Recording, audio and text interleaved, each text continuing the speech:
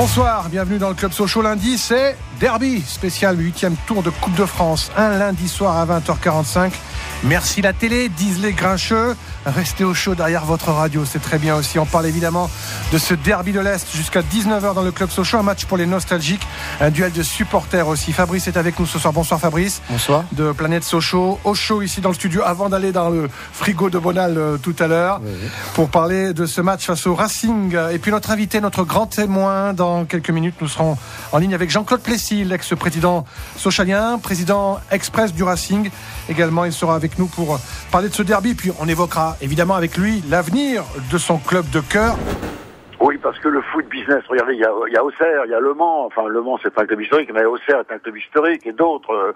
Quand tu vois que Sedan, comme tout le monde dit, disparu de la carte, et Sedan était dirigé par un président de très très grande qualité, je veux dire que tout est possible. Il y a des Lances qui sont dans une difficulté aujourd'hui. Moi, j'ai vu Gervais il n'y a pas très longtemps. Bon, je suis en admiration devant ce type qui tient son club à bout de bras. Oui, alors, vous savez, Jean-Claude Plessis, que les supporters sochaliens, en revanche, ils n'ont pas un amour fou pour Gervais Martel. C'est très dur avec le litige qui... Oui, mais attendez, il défendait ses intérêts. Et moi qui voyais ça à l'extérieur, il avait l'air plus motivé que nous, quand même, pour à cette époque. Bon, on va pas revenir là-dessus, mais de toute façon, on peut pas en voir à Gervais Martel d'avoir voulu Bec-Géronte défendre son club. Puis vous savez, quand vous... Parce qu'il a trouvé un mauvais actionnaire, alors, c'est ça en fait. Où il était bon au début, et qu'aujourd'hui ça devient compliqué. C'est le danger des actionnaires miracles. C'est le danger qu'il y a à Monaco aujourd'hui. C'est le danger. Le football va redevenir à un moment donné normal. Les Qataris, on sait bien, le temps que ça dure, on verra bien. Mais d'ailleurs, ça nous fait un beau championnat, puis ça nous fait une belle équipe de Paris Saint-Germain. Il faut pas non plus tomber. Regardez, une équipe comme Lyon continue à redresse grâce à quoi? Grâce à sa formation. Si Jean-Michel, il a fait quelques erreurs, peut-être il y a quelques années, aujourd'hui, il a redressé la barre.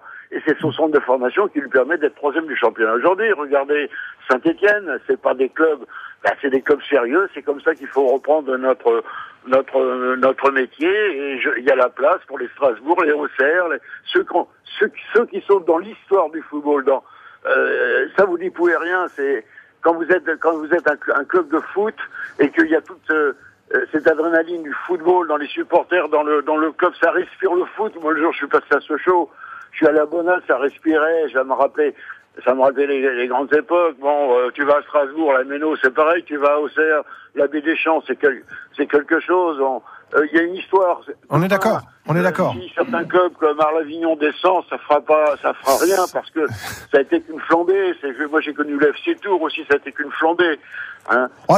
Tours quand même, au début des années 80, c'était pas mal. Mais bon. Qu'il faut maintenir. C'est ça. Bon, alors. Avec des gars sérieux, ça repartira. Et t'auras pas 20 clubs milliardaires, même si je pense qu'il faudrait mieux passer à 18 clubs aujourd'hui. Oui. Mais après, voilà, ça peut aussi faire des championnats à 2-3 vitesses. Fabrice Lefebvre, vous n'êtes pas forcément entièrement d'accord avec Jean-Claude Plessis sur cette vision des choses? Sur Gervais Martel, non, absolument pas, parce que tout l'été, il a, à grand renfort de mensonges et d'enfumage, il a fini par foutre toute la préparation de Sochaux en l'air.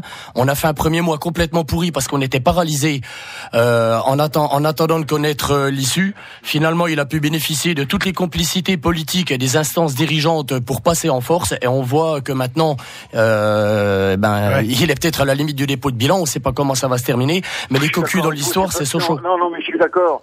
Ce que je veux dire, on est les cocus, monsieur Plessis. Sochaux, on est les cocus dans l'histoire. Oui, mais enfin, écoute, on s'était pas maintenu, c'est sur le terrain. Ah oui, mais il y a des règles, Les 19 autres clubs de Ligue 1, ils se sont astreints aux règles de la DNCG, et Lens, ici, sont soustraits avec la complicité de tout le monde. Non, pas du tout.